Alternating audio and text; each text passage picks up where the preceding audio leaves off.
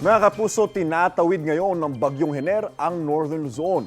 Base sa datos ng Pag-asa, posibleng ngayong umaga, lumabas na ng landmass ng Luzon ang Bagyong Hener sa bahaging Ilocos Sur o kaya naman po sa La Union. Mamayang gabi o kaya bukas ng umaga, lalabas na po ng Philippine Air Responsibility ang bagyo ayon sa Pag-asa. Nakataas pa rin ang wind signal number 1 sa maraming lugar sa Luzon, kabilang po dyan ang northern portion ng Metro Manila.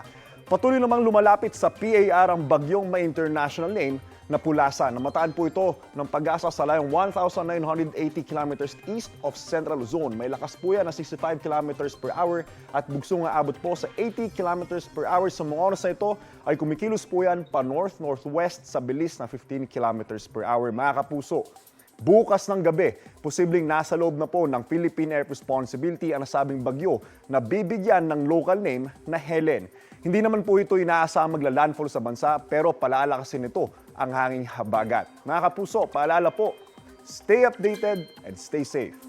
Ako po si Anjo Pertiera. Know the weather before you go. Para mark safe lagi, mga kapuso.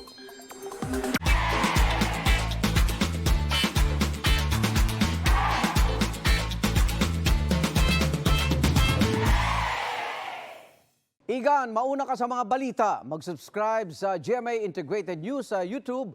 Sa mga kapuso abroad, subaybayan nyo kami sa GMA Pinoy TV at sa www.gmanews.tv.